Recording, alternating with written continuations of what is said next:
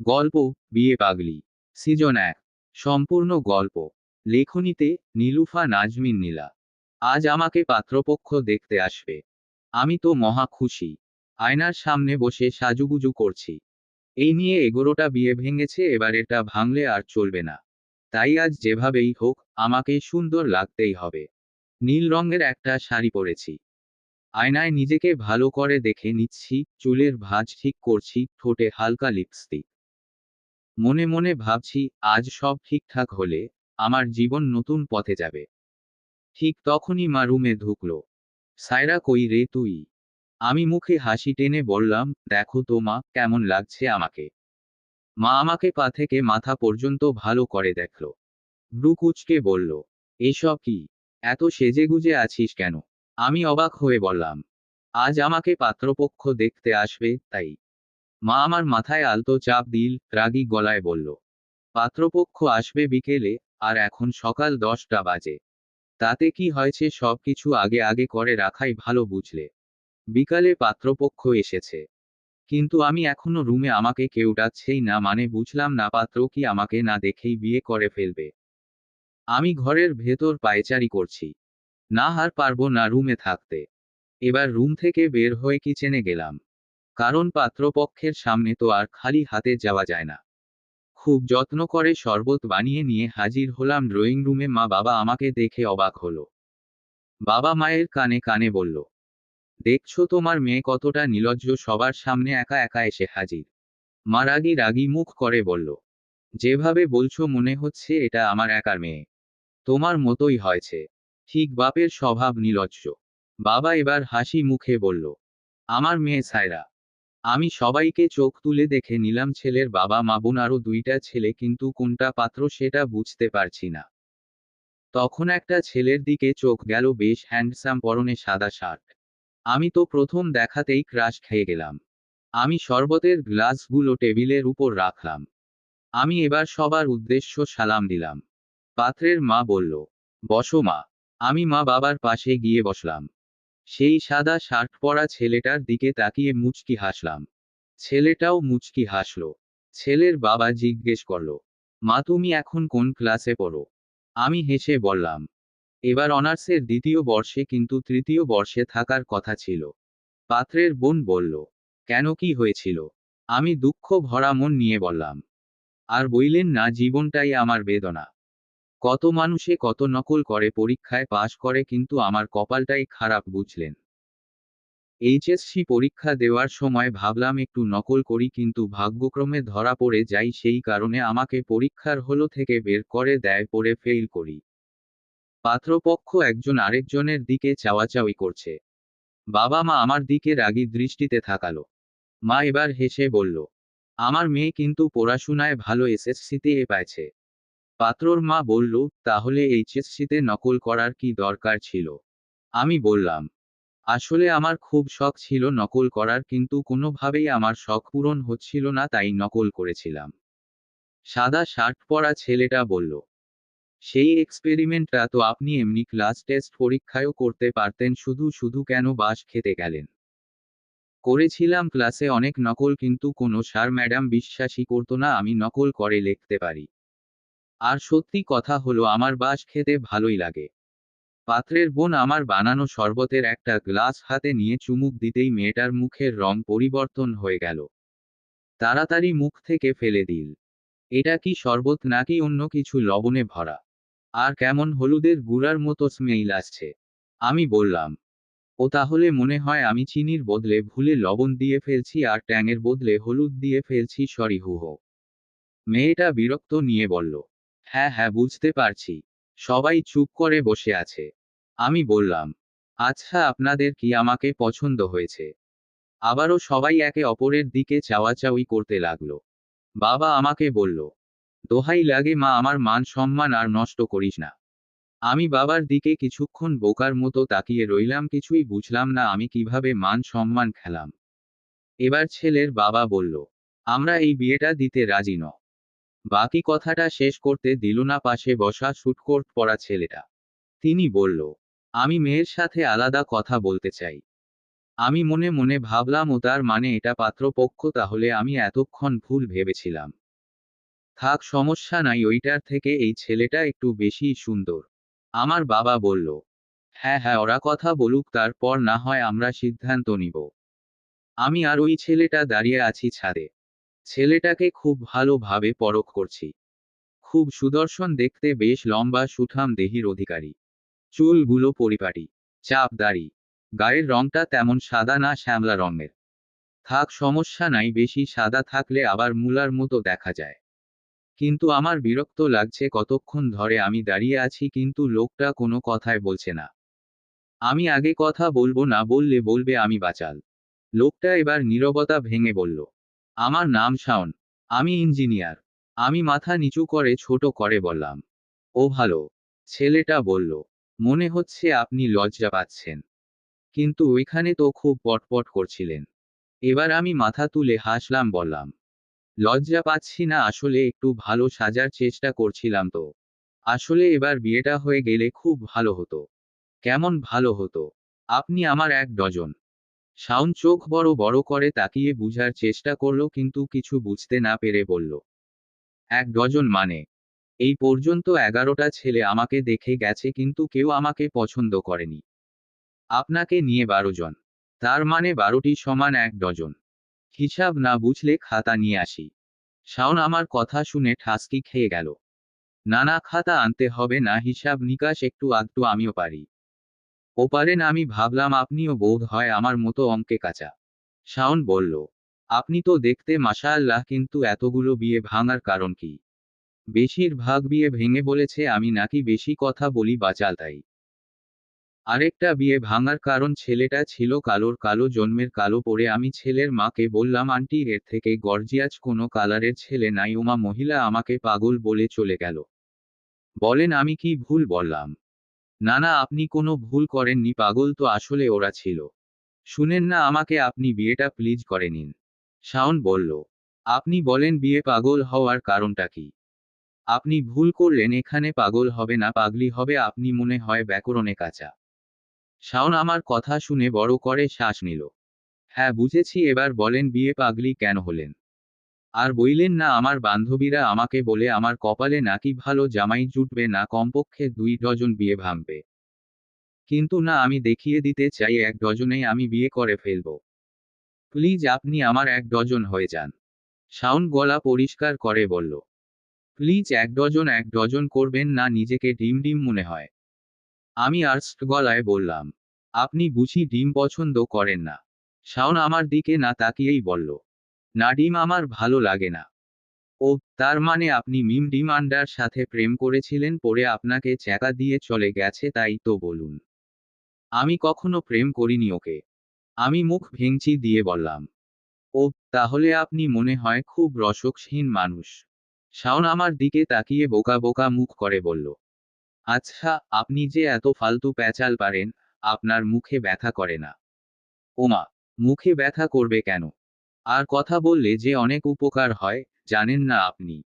শুনেন, কথা না বললে মানুষ বলবে মেয়েটা অহংকারী, কথা বলে না।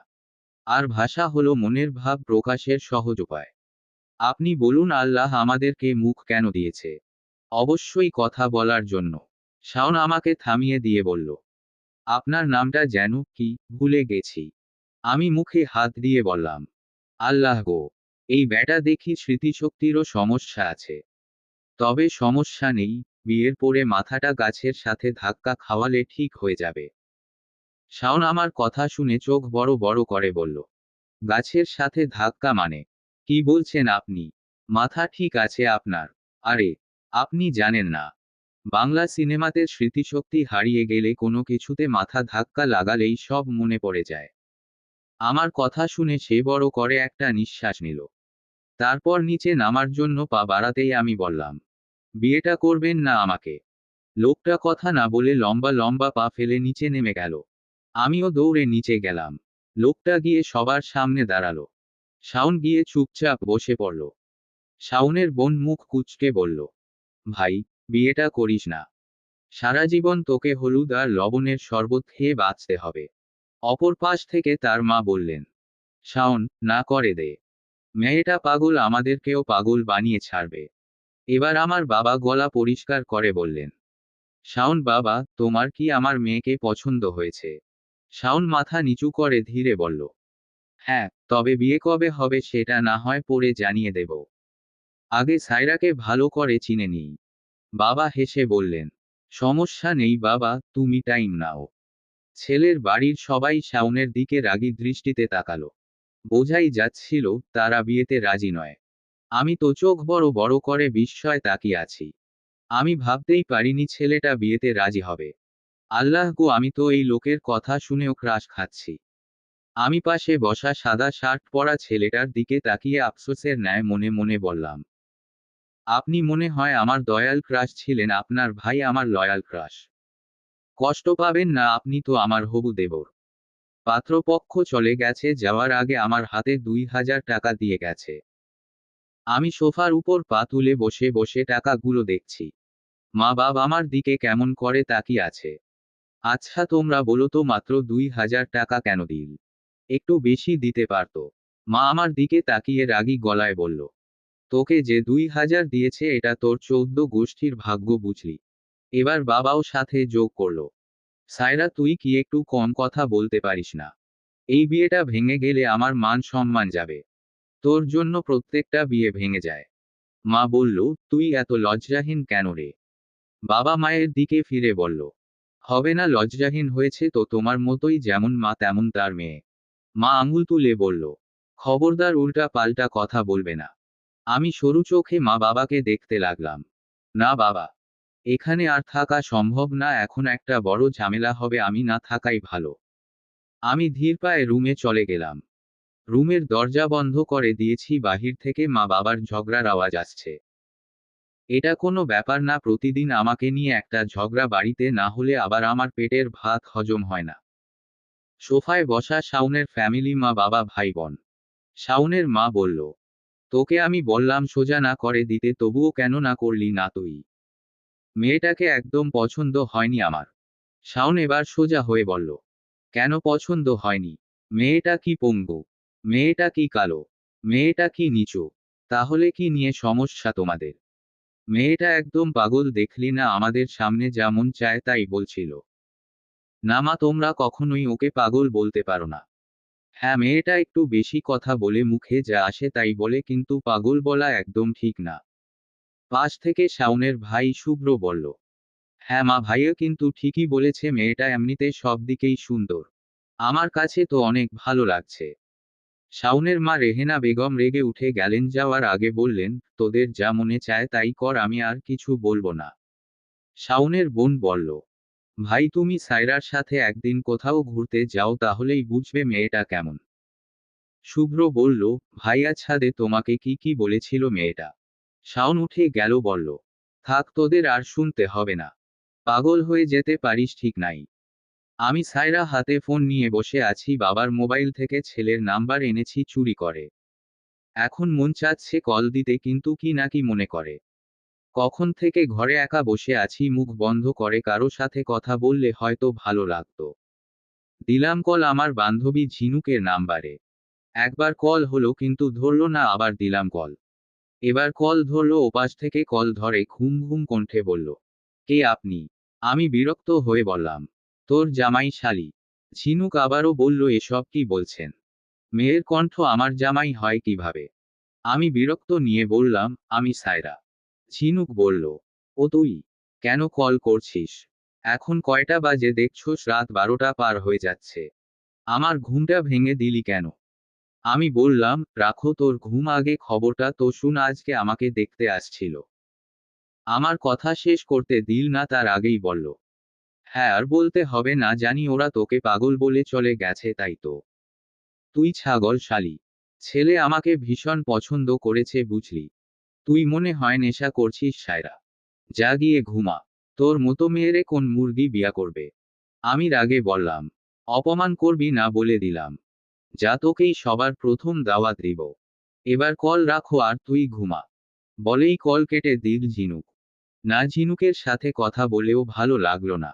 অন্য কারো সাথে কথা বলতে হবে। এবার কল দিলাম বাবার মোবাইল থেকে আনা নাম্বারটায়। কল দিতেও ওপাশ থেকে কল রিসিভ করলো। আমি মিষ্টি গলায় বললাম, হ্যালো। ওপাশ থেকে বলল, কে আপনি? আমি বললাম, আজ আমাকে পাত্রী হিসেবে দেখে গেলেন আমি সেই মেয়ে। ওপাশ থেকে কোনো কথা শোনা গেল না। আমি আবার বললাম, আপনাকে প্রথম দেখেই আমার ভীষণ পছন্দ হয়েছে। প্রথম দেখাতেই আমার মন চুরি করেছেন আপনি। ওপাশ থেকে শুধু কাশির শব্দ শোনা গেল। বলল, আস্তাগফিরুল্লাহ মিন জালিক, থামো মা, আমি শাওনের বাবা। আমি হতবাক হয়ে গেলাম, তাড়াহুড়ো করে বললাম, নাউজুবিল্লাহ, তাওবা তাওবা, আস্তাগফিরুল্লাহ। মাফ করবেন শ্বশুর আব্বা। কল কেটে দিলাম। আল্লাহ গো, আবারও মিস্টেক, এবার আর আমার কপালে মনে হয় বিয়ে নাই। শাওন ঘুমিয়েছিল। হঠাৎ নিচের ড্রয়িং রুম থেকে চেঁচামেচির আওয়াজ আসতে লাগলো। ঘুম ঘুম চোখে উঠে বসল। মোবাইলে তাকিয়ে দেখল 12টা 23 বাজে। নিচে তার বাবা মায়ের তর্কের শব্দ ভেসে আসছে। বিরক্ত হয়ে শাওন বিড়বিড় করল, এত রাতে চেঁচাচ্ছে, ঝগড়া নাকি? কিন্তু বাবা মায়ের তো কখনো ঝগড়া হয় না। তাহলে? রুম থেকে বের হয়ে দ্রুত পায়ে নিচে নেমে এলো। শাওনের মা রেহানা বেগম বললেন, ওগো, সত্যি করে বলো, মেয়েটা কে ছিল? মোজাম্মেল সাহেব বিরক্ত স্বরে বললেন, আর কতবার বলবো, আমি বলতে পারবো না। শাওন এগিয়ে এসে বলল, কি হয়েছে তোমাদের? এত রাতে চিল্লাচ্ছ কেন? এমন সময় শুভ্র আর শাওনের বোন শুভা এসে হাজির হলো। তাদেরও একই প্রশ্ন, কি হয়েছে? রেহানা বেগম কাপা গলায় বললেন, আল্লাহ গো, এই বুড়ো বয়সে যে এই দিন দেখতে হবে ভাবিনি। এই দিন দেখার আগে আমার মরণ হলো না কেন? শুভ্র বলল, এটা দিন না মা, রাত। শুভা মায়ের হাত ধরে বলল, প্লিজ মা, বলো তো কি হয়েছে? রেহানা বেগম গম্ভীর মুখে বললেন, রাত 12টার সময় তোর বাপের মোবাইলে কোনো মেয়ে কল দিয়েছে। আমি জিজ্ঞেস করেছি কি বলেছে, কিন্তু তোর বাপ কিছু বলছে না। সবাই অবাক হয়ে তাকিয়ে আছে মোজাম্মেল সাহেবের দিকে। শুভ্র ধীরে বলল, এসব কি, বাবা? মোজাম্মেল গলা কষে বললেন, রেহানা, ছেলেমেয়ের সামনে এভাবে কেন বলছো? শাওন এবার বলল, তাহলে বাবা, সব বলে দাও। তাহলেই তো শেষ। মোজাম্মেল বুঝলেন, আর লুকিয়ে লাভ নেই। তিনি ধীরে বললেন, কলটা আসলে আমাকে করেনি, করেছিল শাওনকে। রেহানা বেগম রাগে গর্জে উঠলেন, তোমার লজ্জা করে না? নিজের দোষ ছেলের নামে চাপাচ্ছ। মোজাম্মেল সাহেব ধীরে বললেন, সায়রা কল করেছিল, ভেবেছিল আমি শাওন। রেহানা বেগম রাগমাখা স্বরে বললেন, এটা তো আগে বললেই হতো। কি বলেছে ওই পাগলি মেয়েটা? মোজাম্মেল সাহেব কিছুক্ষণ চুপ করে রইলেন, যেন বলার জন্য সময় নিচ্ছেন। সবাই কৌতূহল নিয়ে তাকিয়ে আছে। শেষে মাথা নিচু করে বললেন, আপনাকে আমার প্রথম দেখাতেই ভীষণ ভালো লেগেছে, আপনি আমার মন চুরি করেছেন এটাই বলছে। এবার সবাই থতমত খেয়ে গেল। শুভ্র আর শুভা তো মাটিতে গড়াগড়ি খেয়ে হাসতে লাগলো। শাওনের মুখ দেখে বোঝা গেল না সে লজ্জা পেল নাকি রাগ করল। কিছু না বলে সোজা উপরে উঠে গেল। সকাল 11টায় সায়রার ঘুম ভাঙল। চোখ কচলাতে কচলাতে, হাই তুলতে তুলতে সোজা নিচে নেমে এলো। আমাকে এই বাড়িতে কাজের লোকের সম্মানটাও দেওয়া হয় না। আমি একমাত্র রাজকন্যা, তবুও রুমে কেউ এক কাপ চা দিল না। সায়রার মা বিরক্ত গলায় বললেন, আইছে রাজকন্যা? তোর বাপ কোথাকার রাজা, শুনি? তোর বাপ যদি রাজা হতো, তাহলে আমাকে সারাদিন বাড়ির কাজ করতে হতো না। আর ফালতু রাজকন্যা, তোমার চা দিয়েছিলাম, কিন্তু সেই চা ঠান্ডা হয়ে শরবত হয়ে গিয়েছে। সায়রা সোফায় বসতে বসতে বলল, ওকে ওকে, অন্তত সকালের নাস্তাটা দাও। তুই কিসের নাস্তা করবি? দুপুর হতে যাচ্ছে, আর এখন নাস্তা খেতে আসছিস? যা, গিয়ে ভাত খা। সায়রা মুখ বাঁকিয়ে বলল, কপালে নাই তো ঘি, ঘটাইলে হইব কি? মা বললেন, শাওন কল দিয়েছিল। শাওনের নাম শুনতাই সায়রা উৎফুল্ল হয়ে উঠল। কি বলেছে গো? বলেছে, তোর সাথে দেখা করতে চায়। সায়রা খুশিতে চোখ বড় করে বলল, কখন করব? টাইম কখন বলল? সময়ের কথা বলেনি, বলল তোকে মেসেজ করে জানিয়ে দেবে। সায়রা আর এক মুহূর্ত সময় নষ্ট করল না, দৌড়ে আবার উপরে উঠে গেল।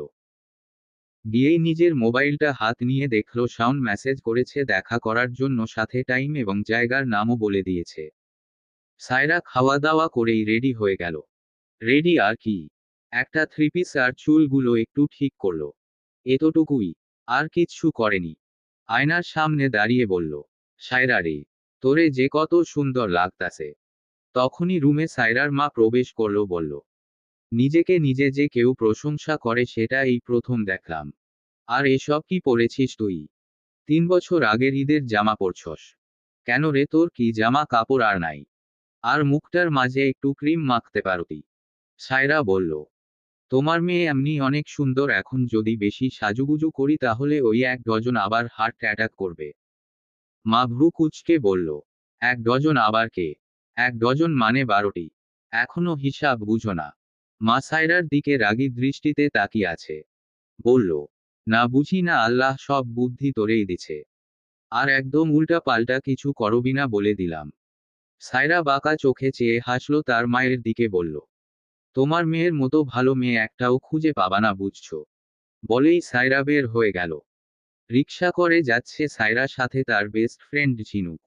ঝিনুক বলল, আমাকে নেওয়ার কি খুব দরকার ছিল? তোরা কথা বলবি বল, আমাকে কেন শুধু শুধু কষ্ট করাচ্ছিস? সায়রা বলল, তুই আমার একমাত্র বেস্ট ফ্রেন্ড, তোকে না নিলে এই দুনিয়া অশুদ্ধ হয়ে যাবে। হ্যাঁ বেস্ট ফ্রেন্ড, তাও আবার ব্ল্যাকমেইল করা বেস্ট ফ্রেন্ড। ঝিনুক হলো একটা শান্তশিষ্ট মেয়ে।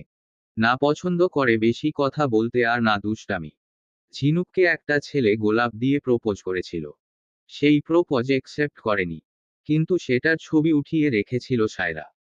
সেই ছবি এডিট করে ছেলেটার জায়গায় ঝিনুককে বসিয়ে দিয়েছিল, মানে বুঝিয়েছিল ঝিনুক ওই ছেলেটাকে প্রপোজ করেছে।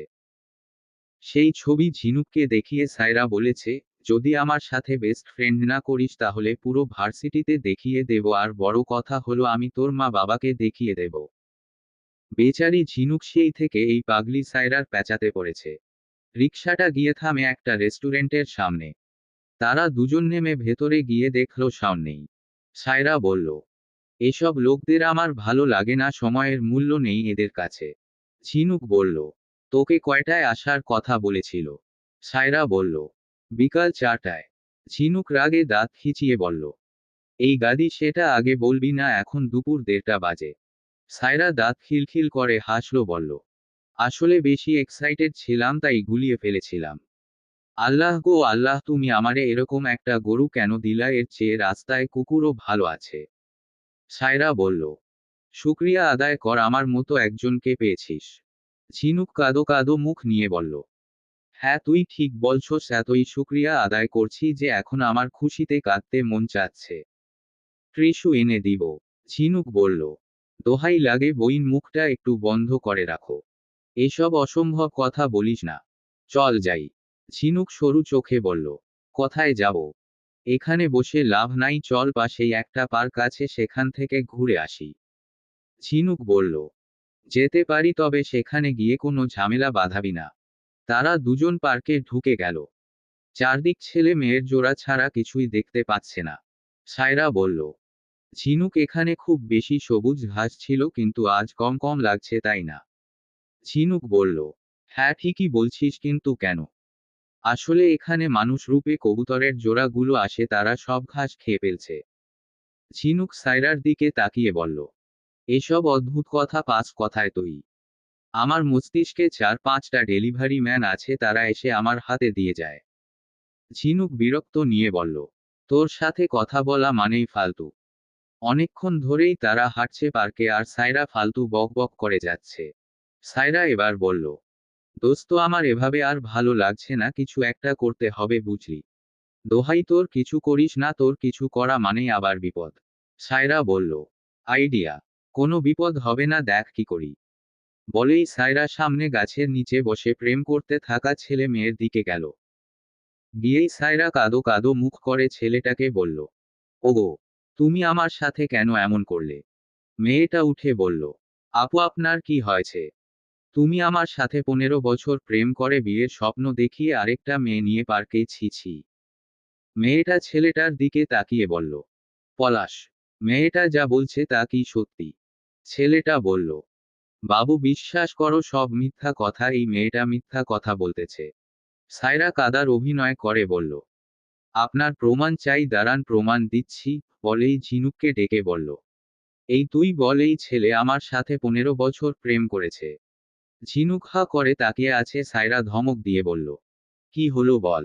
ঝিনুক ভয়ে বলল, হ্যাঁ হ্যাঁ। মেয়েটা ছেলেটার গালে ঠাস করে একটা চড় বসিয়ে দিয়ে চলে গেল। ছেলেটা এবার সায়রার দিকে রাগী দৃষ্টিতে তাকালো। সায়রা একটা মুচকি হাসল ছেলেটার দিকে।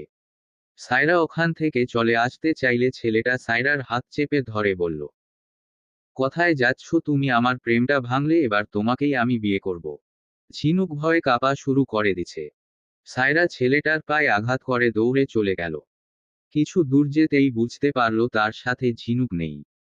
পেছনে তাকিয়ে দেখল ঝিনুক এখনো ওইখানেই দাঁড়িয়ে কাঁপছে। সায়রা আবারও দৌড়ে গিয়ে ঝিনুকের হাত ধরে দৌড়ে চলে আসলো। অনেকটা দৌড়ের পর তারা দৌড় থামিয়ে একটা গাছের নিচে দাঁড়ালো। সায়রা বলল, আহ, এখন একটু মজা লাগতাছে। ঝিনুক বলল, হ্যাঁ ঠিকই বলছিস, এতই মজা লাগছে যে আরেকটু হলে পায়জামা নষ্ট করে ফেলতাম। সায়রা বলল, কেন, তোর কি ডায়াবেটিস আছে?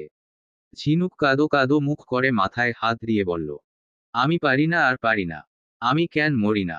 আজরাইল কি মরে চিনে না? রেস্টুরেন্টের টেবিলে বসে আছে সায়রা আর শাওন। সায়রা বারবার অস্থির দৃষ্টিতে অন্য টেবিলের দিকে তাকাচ্ছে, যেখানে ঝিনুক বসে আছে।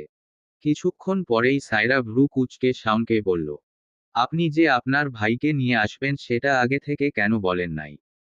শাওন বিস্মিত হয়ে বলল, কেন, আমার ভাইকে নিয়ে আসছি, এতে আবার কি এমন সমস্যা হচ্ছে আপনার? সায়রা তৎক্ষণাৎ উত্তর দিল, সমস্যা মানে কিন্তু খুব বড় সমস্যা। দেখুন, ওই যে আপনার ভাই আর ঝিনুক একই টেবিলে বসে আছে। এখন যদি হঠাৎ কিছু একটা হয়ে যায় তখন তো মহা বিপদ হবে। শাওন বিরক্ত হয়ে বলল, কিছু একটা হবে মানে কি? সায়রা, আপনি কি কথা বুঝে শুনে বলেন। সায়রা একটু ইতস্তত করে বলল, মানে আমি বলতে চাইছি, ঝিনুককে আমার মোটেও বিশ্বাস নাই। এখন যদি আমার দেবর মানে আপনার ভাইকে আমার নামে খারাপ কিছু বলে দেয়, তখন তো আমার বিয়েটা আর হবে না। সবকিছু ভেস্তে যাবে। শাওন হা করে তাকিয়ে রইল। এই মেয়েকে আর কি বলবে সে? তখনই সায়রা মুচকি হেসে বলল, হা করে থাকবেন না, মাছি ঢুকে যাবে মুখে। বলেই টেবিল থেকে হঠাৎ উঠে দাঁড়ালো সায়রা। শাওন অবাক হয়ে বলল, কোথায় যাচ্ছেন? আপনি বসে থাকেন, আমি একটু গোয়েন্দাগিরি করে আসি। সায়রা ধীর পায়ে হেঁটে গিয়ে ঝুঁকে পড়ল ঝিনুকদের টেবিলের কাছে। পেছনে থেকে মনোযোগ দিয়ে শুনতে চাইল ঝিনুক কি বলছে। কিন্তু তখনই ঝিনুকের চোখে পড়ে গেল সায়রা। কি রে সায়রা, এখানে কি করিস? সায়রা জোর করে এক চিলতে অবলা হাসি দিয়ে বলল, কিছু না, তোরা কথা বল, আমি যাচ্ছি। বলেই সায়রা দ্রুত আবার ফিরে এলো নিজের টেবিলে। ঝিনুক বোকার মতো স্থির দৃষ্টিতে তাকিয়ে রইল তার পিছু। সায়রা এসে আবারও বসল। শাওন কৌতূহলী হয়ে জিজ্ঞেস করল, কি করছিল ঝিনুক? আপনার নামে বদনাম করছিল। সায়রা দাঁত বের করে খিলখিল করে হাসল। আরে না, আমি কি খারাপ মেয়ে নাকি যে আমার নামে বদনাম করবে? শাওন এবার গম্ভীর হয়ে প্রশ্ন করল, গতকাল আপনি আমার বাবার মোবাইলে কল দিয়ে যা তা বলেছেন কেন? সায়রা নির্বিকার ভঙ্গিতে উত্তর দিল, যা তা তো বলিনি। আমি শুধু আমার মনের অনুভূতি জানাচ্ছিলাম। কিন্তু আমি তো বুঝিনি সেটা আমার শ্বশুরমশাইয়ের নম্বর। আবারও সায়রা জিজ্ঞেস করল, আপনি কি আমাকে বিয়ে করবেন বলে সিদ্ধান্ত নিয়েছেন? শাওন কিছু বলবে তার আগেই সায়রা মিষ্টি হেসে বলল, থাক, বলতে হবে না। আমি জানি আপনি আমাকেই বিয়ে করবেন। কিছুক্ষণ শাওন বোকার মতো অবাক চোখে তাকিয়ে রইল সায়রার দিকে। মনে হলো যেন পৃথিবীতে প্রথমবারের মতো এমন অদ্ভুত, আবার মিষ্টি মানুষকে দেখল। তারপর একটু থেমে কণ্ঠ নরম করে প্রশ্ন করল, আপনার জীবনে স্বপ্ন কি? সায়রা হেসে উঠল, সেই হাসিতে ছিল সরলতার ঝিলিক আর চঞ্চলতার খুনসুটি। আমার জীবনের বর্তমানে মূল লক্ষ্য হলো একটা বিয়ে করা।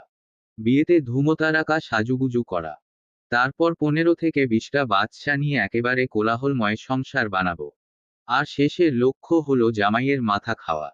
শাওন কফি খাচ্ছিল। সায়রার শেষ কথা শুনে হঠাৎ কাঁচতে কাঁচতে প্রায় দম বন্ধ হওয়ার উপক্রম হলো। একটু পরে নিজেকে সামলে নিয়ে সে আবার ধীর কণ্ঠে বলল, আপনি কখনো প্রেম করেছিলেন? সায়রা ছোট করে বলল, হুম। শাওন আবার বলল, তাহলে মনে হয় ছেলেটা আপনার বেশি কথা বলার জন্যই চলে গেছে, তাই না? সায়রার মুখ থেকে হঠাৎ করেই হাসি উধাও হয়ে গেল। শাওন অবাক হয়ে তাকিয়ে রইল। সে তো কখনো সায়রাকে এভাবে মন খারাপ করতে দেখেনি। যখনই দেখেছে, তখনই দেখেছে সায়রা সবসময় হাসি খুশি মুডে থাকে। শাওন ধীরে বলল, আপনি কি আমার কথায় কষ্ট পেয়েছেন, সায়রা? সায়রা মাথা নেড়ে বলল, না, না, আপনার কথায় কিছু মনে করিনি। আসলে জানেন, সকল মানুষের মনের ভেতরে লুকানো কিছু কষ্ট থাকে, যা তাদের ভেতর থেকে পাল্টে দেয়, মেরে ফেলে আগের সত্তাকে, জন্ম দেয় এক নতুন সত্তা। শাওন আগ্রহ নিয়ে সামনে ঝুঁকে বলল, তাহলে কি আপনার মনেও এমন কিছু লুকানো আছে, যেটা আপনাকে বদলে দিয়েছে, ভেতরে এক অন্য মানুষ বানিয়েছে? সায়রা কিছুক্ষণ চুপ করে রইল। তারপর চোখ নামিয়ে দীর্ঘ নিঃশ্বাস ফেলল। শাওন আবারও বলল, যদি বলতে অসুবিধা না হয় তাহলে বলেন, আর যদি সমস্যা থাকে তাহলে বলার দরকার নেই। সায়রা ধীরে ধীরে বলতে শুরু করল, তখন আমি ক্লাস 9-এ পড়তাম। ওই বয়সে আবেগটাই বেশি ছিল। মজা করতাম, গল্প করতাম, তবে এখনকার মতো ছিলাম না। সব সময় লিমিটেড থাকতাম, ঝামেলার মাঝে আমাকে খুঁজে পাওয়া যেত না। ওই সময়েই জীবনে প্রথম প্রেমের ছোঁয়া আসে। ছেলেটার নাম ফাহিম। পড়তো ক্লাস 10-এ। ভীষণ ভদ্র আর ভালো ছেলে মনে হয়েছিল আমাকে। প্রথমেও যখন প্রপোজ করে আমি একসেপ্ট করিনি, কিন্তু পরে রাজি হয়ে যাই। আমাদের সম্পর্কটা তখন খুব সুন্দর ছিল। কিছুক্ষণ থেমে মাথা নিচু করে রইল সায়রা। শাওন নরম গলায় জিজ্ঞেস করল, তারপর কি হয়েছিল? সায়রার ঠোঁট কেঁপে উঠল। কয়েক মাস পর আমি 10-এ উঠি। তখন শুনলাম, ফাহিম আমার ক্লাসেরই আরেকটা মেয়েকে প্রপোজ করেছে। প্রথমে বিশ্বাস করতে পারিনি। পরে খোঁজ নিয়ে দেখি, ফাহিম প্রায় সব মেয়েকেই প্রপোজ করার চেষ্টা করেছে। আমি সরাসরি জিজ্ঞেস করলাম, কেন ঠকাল আমাকে? আমার দোষ কি ছিল? তখন সে হেসে বলল, তোর সাথে কোন ছেলে প্রেম করবে? তুই তো কথা বলতেই পারিস না, সব সময় বোবার মতো থাকিস, মনে হয় মুখে এখনো বুলি ফোটেনি। সেদিন ক্লাসের সবাই আমাকে দেখে হেসেছিল। আর তখন থেকেই অজান্তে আমি বদলাতে শুরু করি। শাওন তাকিয়ে রইল। এখনকার সায়রা যেন একেবারেই আলাদা। সব সময় দুষ্টুমির ছাপ থাকে যার মুখে, সে আজ নিস্তব্ধ। সায়রা মাথা নিচু করে হাতের সাথে হাত ঘষতে লাগল। শাওন আস্তে জিজ্ঞেস করল, এখনো কষ্ট হয়? সায়রা এবার মাথা তুলল। ঠোঁটে পরিচিত দুষ্টুমি মাখা হাসি ফিরে এল। আরে কষ্ট? একদমই না। শুধু আফসোস লাগে, কেন এমন তুচ্ছ একটা ব্যাপারে এত কষ্ট পেয়েছিলাম তখন। শাওন মাথা নেড়ে মুচকি হেসে বলল, হুম, আপনি সত্যিই খুবই স্ট্রং গার্ল। আচ্ছা, এখন যদি বলি, আপনাকে আমি বিয়ে করব না? সায়রা ভ্রু কুঁচকে একটু মজা মেশানো কণ্ঠে বলল, তাহলে আপনি মহা কিছু হারাবেন। শাওন আরও কাছে ঝুঁকে মৃদু কৌতূহল নিয়ে বলল, কি রকম? সায়রা আত্মবিশ্বাসী গলায় হেসে বলল, আমাকে হারানো মানে নিজের সামনের দুইটা দাঁত হারানো। খেতে পারবেন বটে, কিন্তু কখনো প্রাণ খুলে হাসতে পারবেন না, জীবনটা ফাঁকা ফাঁকা মনে হবে। ওদিকে ঝিনুক আর শুভ্র বসে আছে টেবিলে। প্রথম যখন তারা একসাথে বসেছিল, ভেতরে এক অদ্ভুত অস্বস্তি কাজ করছিল, মনে হচ্ছিল এ জায়গা তাদের নয়। কিন্তু ধীরে ধীরে কথোপকথন জমে উঠেছে, মনটাও ভালো লাগছে। শুভ্র ছেলেটা বেশ ভদ্র, সরল আর আন্তরিক। শুভ্র একটু থেমে কৌতূহলী হয়ে বলল, আপনার ফ্রেন্ড মেয়েটা কেমন? ঝিনুক স্নেহভরা চোখে সায়রার দিকে তাকালো। তারপর নরম আবেগ মেশানো গলায় বলল, সায়রার সাথে যখন আমার প্রথম আলাপ হয়, তখন তার অতিরিক্ত কথা বলা আর একরকম দুষ্টুমি আমার ভীষণ বিরক্ত লাগতো। সত্যি বলতে প্রথম দিকে ওকে একেবারেই সহ্য করতে পারতাম না। কিন্তু পরে বুঝলাম, সায়রার মতো মেয়ে হয়তো পাওয়া বড়ই কষ্টকর। ওর ভেতরে এক অদ্ভুত মায়া আছে, মানুষকে আপন করে নেবার ক্ষমতা আছে। হ্যাঁ, প্রথম দিকে হয়তো আমার মতো আপনাদেরও ওকে বিরক্তিকর মনে হবে, কিন্তু বিশ্বাস করুন, সময়ের সাথে বুঝবেন, সায়রার মতো একজন মানুষ আশেপাশে থাকা মানেই আশীর্বাদ। সায়রা বসে আছে নিজের রুমে। এক হাতে মোবাইল, অন্য হাতে কফির মগ। বসে বসে একটার পর একটা নিউজ ফিড স্ক্রল করছে। হঠাৎই দরজায় কড়া নাড়ে কেউ। ভেতরে ঢুকলেন সায়রার বাবা আর মা। সায়রা অবাক হয়ে বলল, আরে, তোমরা দুজন একসাথে? তারা দুজন মেয়ের পাশে এসে বসলেন। কিছুক্ষণ নীরবতার পর সায়রার বাবা ধীরে বললেন, আজ শাওনদের বাড়ি থেকে কল এসেছিল। সায়রা আবার মোবাইলের দিকে তাকিয়ে মৃদু হেসে বলল, ও বিয়েটা ভেঙে দিয়েছে, তাই না? তার কথা শুনে মা বাবা একদম চুপ।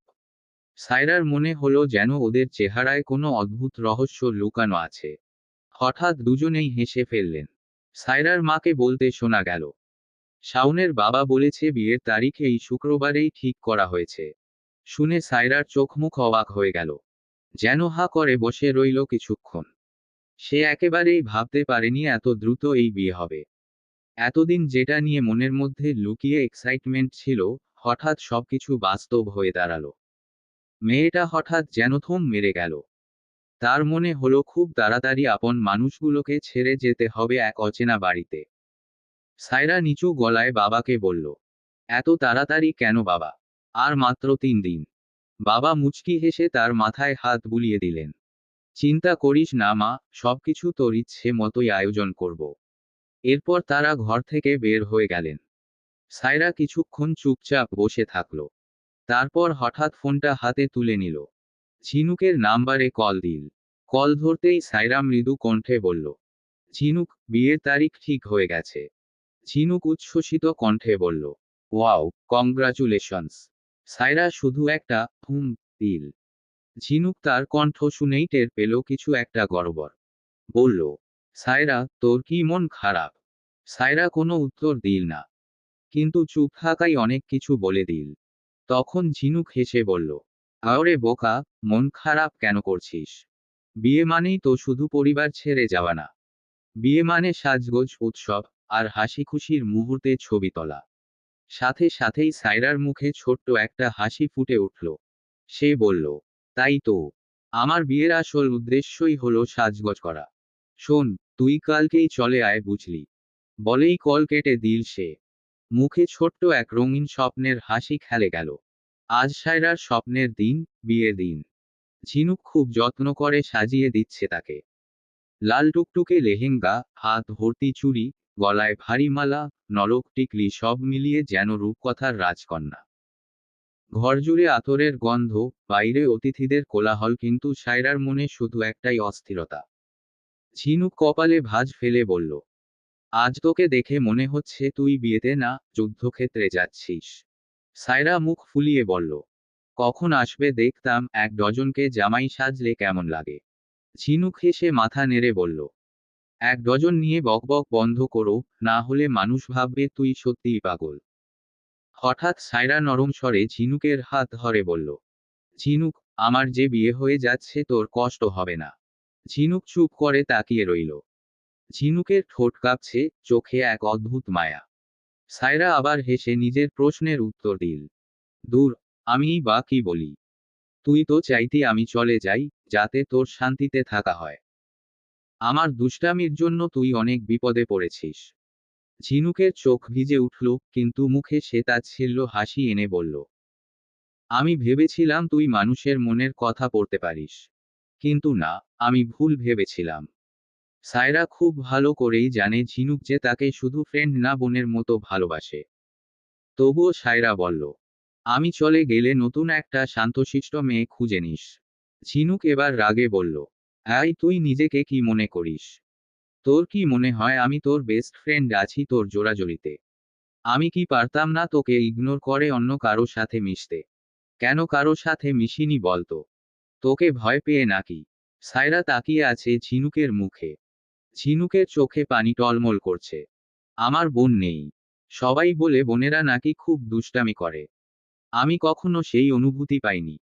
কিন্তু তোর সাথে ফ্রেন্ডশিপ হওয়ার পর বুঝেছি আসলে বোনের ভালোবাসা কাকে বলে। তোর দুষ্টামি গুলো না দেখলে আমার ভেতরে মনে হয় কিছু হারিয়ে যাচ্ছে। ঝিনুকের কণ্ঠ ভারী হয়ে এসেছে। চোখ বেয়ে পানি গড়িয়ে পড়ছে। সায়রা এবার ঝিনুককে জড়িয়ে ধরল।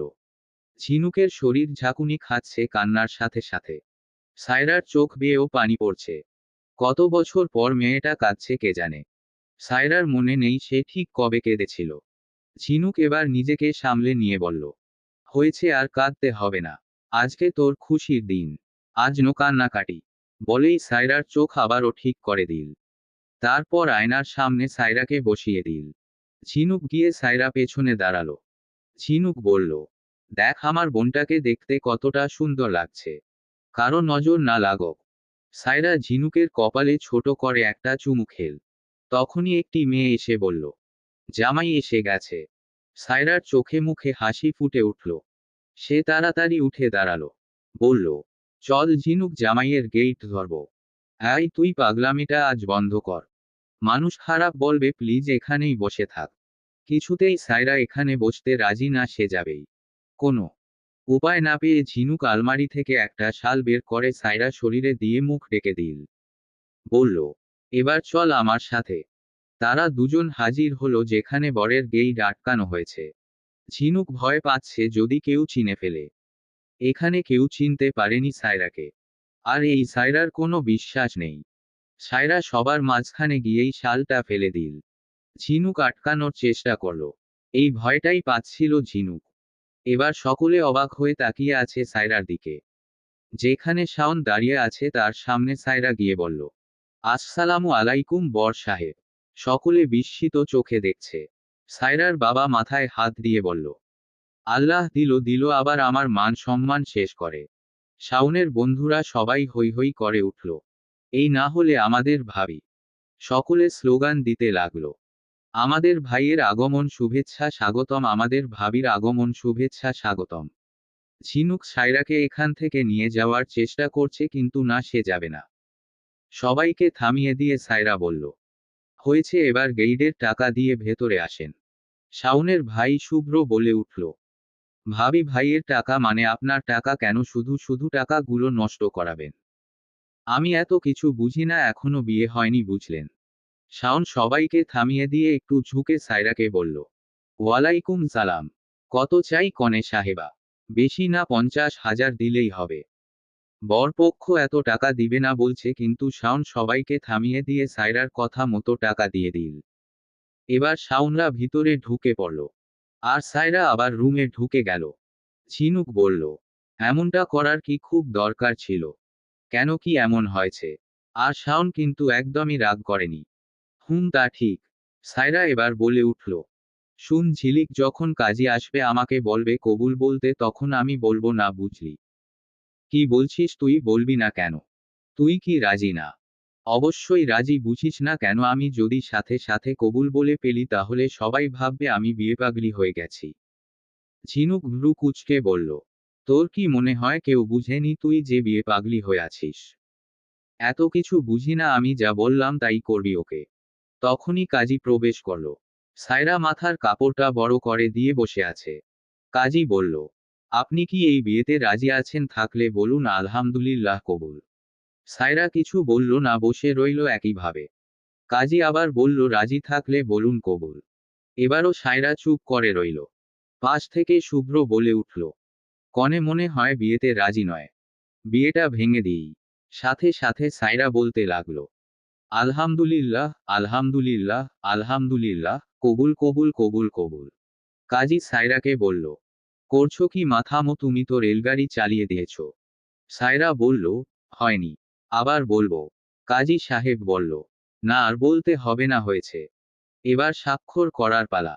সায়রা কলমটা হাতে নিল। সে স্বাক্ষর করতে পারছে না, কেমন জানি হাত কাঁপছে। সায়রা নিজেকে সামলানোর চেষ্টা করছে কিন্তু পারছে না। এমনটা তো হওয়ার কথা না। ঝিনুক সায়রার পিঠে হাত রাখল, চোখে ইশারা করল, কিছু হবে না, স্বাক্ষর করে দে।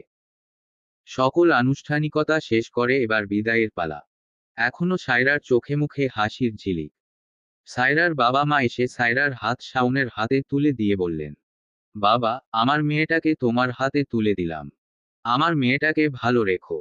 কোনো সমস্যা হলে নির্দ্বিধায় আমাদের বলবে। সায়রার বুকটা কেমন যেন করে উঠল বাবা মায়ের মুখের দিকে তাকিয়ে। তাদের দুজনের চোখের কোণেই অশ্রু জমে আছে। শাওন গম্ভীর কণ্ঠে বলল, চিন্তা করবেন না।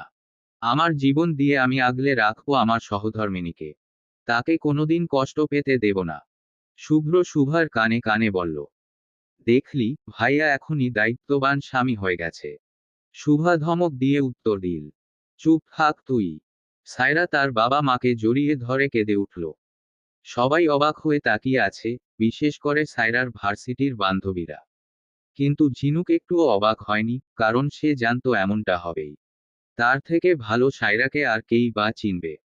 সায়রা ছোট বাচ্চাদের মতো হাউমাউ করে কাঁদতে লাগলো। বাবা, মা, আমি তোমাদের ছেড়ে থাকতে পারবো না। সায়রার বাবা মাও অশ্রুসিক্ত হয়ে পড়লেন। মেয়েদের জন্য এই দিনটাই সবচেয়ে কষ্টের। যে ঘরে এতগুলো বছর লালন পালন আর বেড়ে ওঠা, সেই ঘর একদিন ছেড়ে বিদায় নিতে হয়। এটাই যেন জীবনের কঠিনতম মুহূর্ত। শাওন আর সায়রা গাড়ি করে যাচ্ছে। শাওন স্টিয়ারিংয়ে, আর সায়রা পাশের সিটে বসে বাহিরের অন্ধকার আকাশের দিকে তাকিয়ে আছে। কান্নার কারণে তার শরীরটা বারবার কেঁপে উঠছে।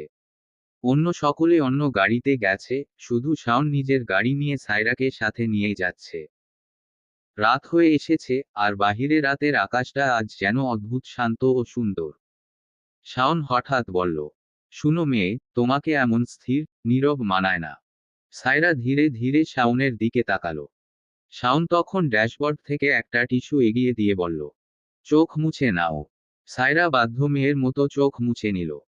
এখনো তার মুখে কোনো কথা নেই, শুধু নিস্তব্ধতা।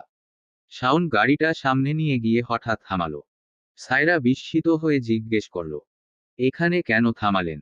শাওন হালকা হেসে উত্তর দিল, একটু নেমে প্রকৃতির বাতাস লাগাও শরীরে। ভালো লাগবে। সায়রা বসে আছে একেবারে ফুলে ভরা সাজানো রুমে। বিছানায় ফুল, চারপাশে ফুল, এমনকি দেওয়ালে ঝোলানো শাওনের ছবিগুলোতেও যেন ফুলের ছোঁয়া আছে। লেহেঙ্গা পরা অবস্থাতেই কতক্ষণ ধরে অপেক্ষা করছে সে, অথচ এখনো শাওনের দেখা নেই। হঠাৎই সায়রা দাঁড়িয়ে গেল। রাগে, অস্থিরতায় রুমে এদিক সেদিক হাঁটতে লাগলো। মনে মনে নিজেকেই বলল, মনটা চাইতাছে ওই খচ্চর বেডারে টেনে এই রুমে নিয়ে আসি, তারপর একদম উত্তম মাধ্যম দিই। ঠিক তখনই দরজা খোলার শব্দ শোনা গেল। সায়রা হকচকিয়ে তাকাতেই দেখে শাওন ঢুকছে। সায়রা রাগে ফুঁচতে ফুঁচতে সামনে গিয়ে দাঁড়ালো। কণ্ঠে ঝড় তোলা গলায় বলল, এসে গেলেন। আর 1 মিনিট দেরি হলে কাল নিউজে হেডলাইন হতো, স্বামী দেরিতে বাসর ঘরে ঢোকার কারণে নববধূর হাতে স্বামীর খুন। শাওন ধীর, শান্ত গলায় বলল, এসব কি সায়রা? তুমি কি কোনো বাংলা ছবি দেখোনি নাকি? সেখানে নায়িকারা কত সুন্দর করে স্বামীর জন্য অপেক্ষা করে। সায়রা ঠোঁট কামড়ে উত্তর দিল, হ্যাঁ দেখেছি। তাই তো ভেবেছিলাম আমি হব শাবানা। কিন্তু কি হলো? শেষমেশ আপনি তো আমাকে শাবনূর বানিয়ে ছাড়লেন। সায়রা কথা শেষ করে গিয়ে বিছানার মাঝখানে বসে পড়ল মাথায় লম্বা ঘুমটা দিয়ে। শাওন হা করে তাকিয়ে আছে, এসব কি? সায়রা বলল, বোকার মতো দাঁড়িয়ে না থেকে আমার মাথার ঘুমটাটা সরিয়ে আমাকে উদ্ধার করেন। শাওন সায়রার কথায় পাত্তা না দিয়ে বলল, আমি ফ্রেশ হয়ে আসছি, আর তোমার লেহেঙ্গাটা খুলে ফেলো। সায়রা লজ্জা লজ্জা মুখ করে বলল, লেহেঙ্গা খুলে ফেলবো? শাওন কিছুই বুঝল না, এভাবে লজ্জা পাওয়ার কি আছে? আমি তোমাকে লেহেঙ্গা খুলে অন্য পোশাক পরার কথা বলেছি। শাওন ওয়াশরুমে ঢুকে গেল। সায়রা অবলার মতো তাকিয়ে আছে। তারপর সায়রাও লেহেঙ্গা চেঞ্জ করে লম্বা টপস প্যান্ট পরে নিল। শাওন এসে বলল, সায়রা এখন ঘুমিয়ে যাও, এখন আমরা দুজনেই ট্রাট। শাওন শুয়ে পড়ল। কিন্তু সায়রা এখনো দাঁড়িয়ে আছে। শাওন চেয়ে দেখল মুখ ফুলিয়ে দাঁড়িয়ে সায়রা। শাওন বলল, অ্যানি প্রবলেম? আমার একটা কাজ আছে। শাওন ভ্রু কুঁচকে সায়রার দিকে তাকিয়ে বলল, কি কাজ? আপনাকেও যেতে হবে, চলুন। শাওন ভ্রু কুঁচকে বলল, যা কাজ করার সকালে হবে, এখন ঘুমাও। সায়রা বলল, সকালে করলে হবে না, এসব কাজ রাতেই করতে হয়। শাওন চোখ বড় বড় করে তাকিয়ে আছে। কি বলছো কি তুমি? যা বলার সরাসরি বলো। আমরা এখন চুরি করতে যাব। শাওন থমকে সায়রার সামনে দাঁড়ালো, বলল, তুমি চুরিও করো? ছি ছি, শেষ পর্যন্ত চুন্নি বউ বিয়ে করলাম। এত কথা বাদ, এখন চলেন চুরি করতে যাব। যদি না যান তাহলে? শাওন পকেটে হাত ঢুকিয়ে বলল, তাহলে কি করবে? সায়রা একটা অদ্ভুত হাসি দিয়ে বলল, তেমন কিছু না, শুধু চিল্লাতে থাকবো। শাওন বলল, তুমি পাগল হয়েছ? তুমি বুঝতে পারতেছ আজকে রাতে চিল্লাতে থাকলে মানুষ কি ভাববে? সায়রা নিজের কথায় অটল থেকেই বলল, আমি বুঝেই বলেছি। এবার বলুন আপনি রাজি আছেন কিনা? শাওন কিছুক্ষণ তাকিয়ে রইল, সে বুঝতে পারছে কিছু করার নেই, রাজি তাকে হতেই হবে, না হলে যে পাগল মেয়ে। আচ্ছা ঠিক আছে, কি চুরি করবা? সায়রা মুচকি হেসে বলল, আম। শাওন বলল, তুমি আম গাছ কোথায় দেখলে? আর এখন আমের সিজন না, গাছে আম এখনো হয়নি। জি না, 1 ডজন। গাড়ি দিয়ে আসার সময় আপনাদের বাড়ির পাশেই যে বাড়িটা, সেই বাড়ির গেইটের সাথেই আম গাছ আছে। তুমি না কাঁদতে ছিলা, তাহলে এসব আম কখন দেখলা? এত কিছু আপনাকে ভাবতে হবে না, এখন চলুন যাই। শাওন আর সায়রা রাস্তা দিয়ে হেঁটে যাচ্ছে। সায়রা লাফাতে লাফাতে হাঁটছে। শাওন বলল, তুমি ব্যাঙের মতো লাফাচ্ছ কেন? সোজা হয়ে হাঁটো। আমি সোজা হয়ে হাঁটতে পারি না, আপনার কোনো সমস্যা? ও তুমি যদি প্রতিবন্ধী হও তাহলে সমস্যা নেই। সায়রা রাগে তাকিয়ে রইল। সায়রা বলল, আপনাকে কলেজের একটা কাহিনী শোনায়। শাওন কোনো কথা বলল না। সায়রা শাওনের উত্তরের আশায় না থেকে বলল, কলেজে পড়াকালীন আমি আর ঝিনুক চুরি করতে গিয়েছিলাম। অবশ্য ঝিনুককে আমি জোর করেই নিয়ে গিয়েছিলাম। কলেজের পাশেই একটা বাড়ি ছিল, বাড়িতে শুধু একটা মহিলা থাকতো। তার ছেলে মেয়ে সবাই বিদেশে থাকতো। ঘরের সামনেই একটা লিচু গাছ। আমি আর ঝিনুক চুরি করে বাড়িতে ঢুকে লিচু পাড়ছিলাম, তখনই মহিলা দেখে নিয়ে ঝাড়ু নিয়ে দৌড়ে আসে। আমি তো দেওয়াল টপকে বেরিয়ে আসি। কিন্তু ঝিনুক সেখানেই ছিল। পরে মহিলা ঝিনুককে না মেরে ঘরের সব তালা বাসন ধুয়ে তারপর ছেড়েছিল। বলেই সায়রা হাসতে শুরু করলো। শাওন পকেটে হাত টুকিয়ে হাঁটছিল, বলল, বেচারি ঝিনুক। তারা চলে আসে সেই বাড়ির সামনে। সায়রা বলল, দাঁড়ান, এটাই সেই বাড়ি। শাওন দেখল আম গাছটা গেইটের অপারে। গেইটের উপরে উঠে তারপর আম পাড়তে হবে। শাওন বলল, বউ ভালো আমার, চলো চলে যায়। তোমাকে বাজার থেকে যত মন চায় তত আম কিনে দিব। সায়রা শাওনের মুখ থেকে বউ ডাক শুনে লজ্জা পেল কিনা বুঝা গেল না, বলল, বউ ডেকে লাভ নেই আমাকে। আমি এখনই গাছ থেকে দিতে হবে। শাওন বিড়বিড় করে বলল, আল্লাহ গো, কোন ফুলের শাস্তি দিচ্ছ? সায়রা বলল, কিছু বলছেন? না না, কি বলবো? বলছিলাম আমার কপালটা কত ভালো, শান্তশিষ্ট একটা বউ পেলাম। সায়রা মুখ ভেঙচি কাটল। শাওন গেট বেয়ে উঠে গেল। শাওনের বুক ধড়পড় করছে। 2টা আম পেরে উপর থেকে নিচে ফেলল সায়রা, তা ধরে নিল। তৃতীয় নাম্বার আম পারতে যাবে, তখনই ভেতর থেকে কেউ বলছে, এই কে রে এখানে? বলে লাইট নিয়ে লোকটা এদিকেই আসছে। শাওন বুঝে পাচ্ছে না সে কি করবে। সায়রা বলল, তাড়াতাড়ি নামুন, ধরলে কিন্তু আর রক্ষে থাকবে না। শাওন তাড়াতাড়ি নেমে গেল। ইতিমধ্যে 2জন লোক প্রায় গেইটের কাছে। শাওন নামতেই সায়রা শাওনের হাত ধরে দৌড়ে যেতে লাগলো। পেছনে দারোয়ান বলল, এই কে, দাঁড়া বলছি। কিন্তু ততক্ষণে শাওন সায়রা অনেকটা চলে গেছে। অনেকটা যাওয়ার পর তারা 2জন গিয়ে হাঁটুতে হাত দিয়ে ধম নিতে লাগলো। শাওন সায়রার দিকে তাকালো রাগী দৃষ্টিতে, আর সায়রা দাঁত খিলখিল করে হাসল। নিচে ড্রয়িং রুমে মোজাম্মেল হোসেন সোফায় হেলান দিয়ে চা খাচ্ছিলেন, হাতে খোলা খবরের কাগজ। পাশে রান্নাঘর থেকে ভেসে আসছে রেহানা বেগমের কড়াই নেড়েচেড়ে রান্না করার শব্দ। তিনি সকালের নাস্তা তৈরিতে ব্যস্ত। অন্যদিকে শুভা আর শুভ্র প্রতিদিনের মতোই কোন এক তুচ্ছ বিষয়ে তুমুল ঝগড়ায় লিপ্ত, এটা তাদের নিত্যদিনের ব্যাপার। ঠিক সেই সময় সবার দৃষ্টি চলে গেল সিঁড়ির দিকে। সায়রা নামছে সিঁড়ি বেয়ে ধীর পায়ে। গায়ে হালকা রঙের শাড়ি, মাথার খোলা চুল দু পাশ বেয়ে ঝরে পড়েছে। শাড়ির কুচি এক হাতে ধরে নামছে, তবুও পায়ের নিচে বারবার আটকে যাচ্ছিল। মনে হচ্ছিল যে কোনো মুহূর্তে শাড়িটা খুলে যাবে।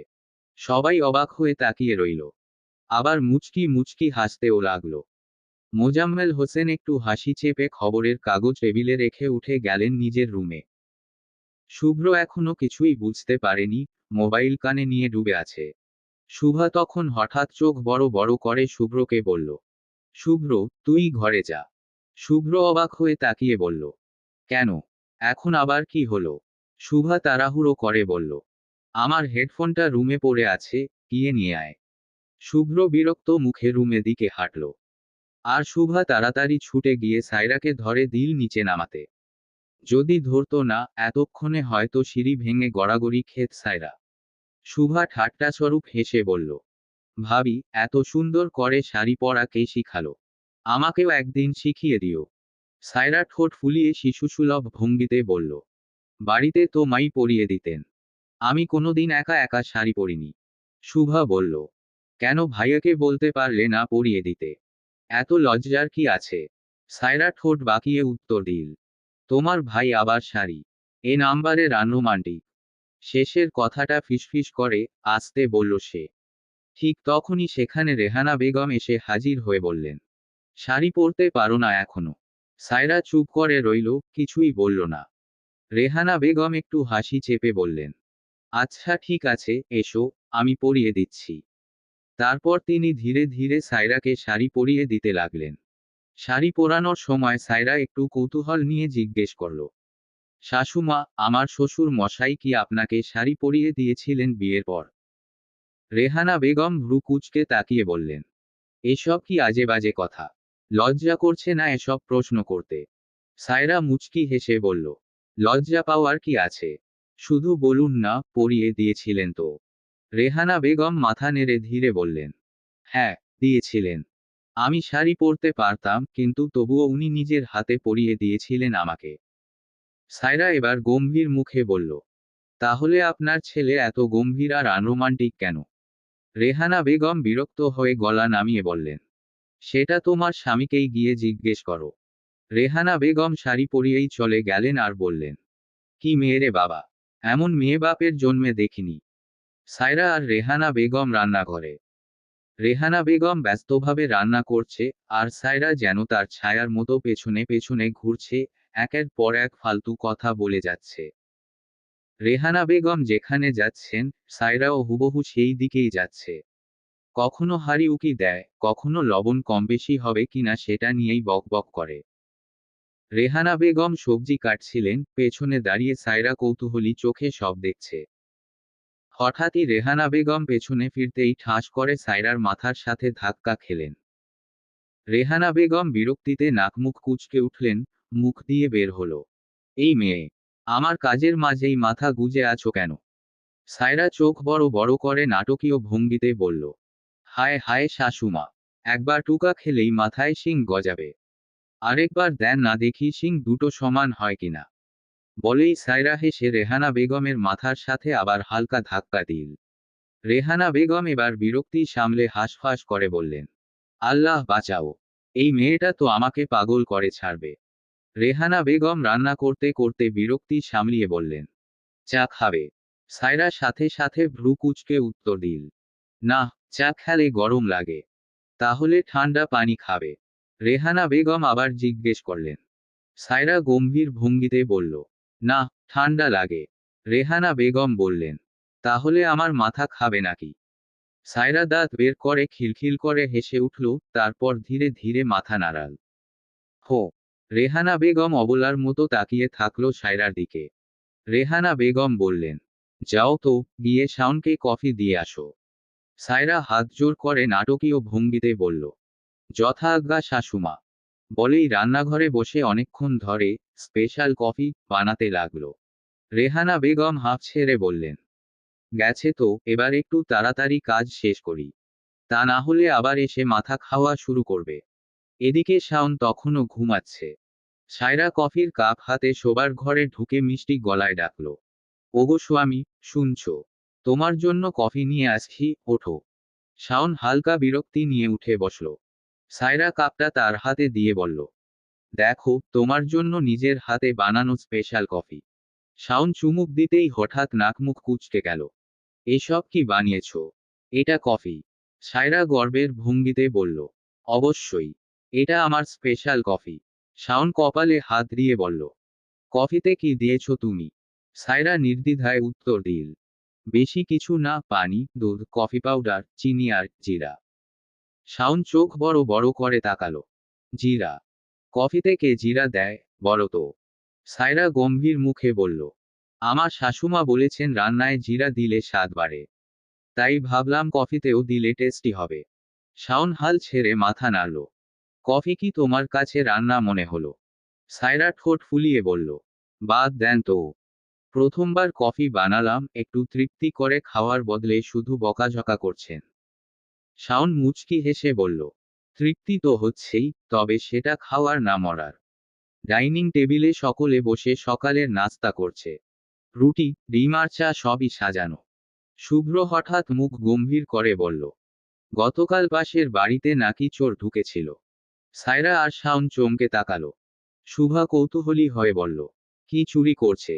শুভ্র মুখ টিপে হাসতে হাসতে বলল, তেমন কিছু না, শুধু গাছের অর্ধেক আম নাকি চুরি করে নিয়ে গেছে। শাওন আর সায়রা একসাথে মুখ চাওয়াচাওয়ি করল।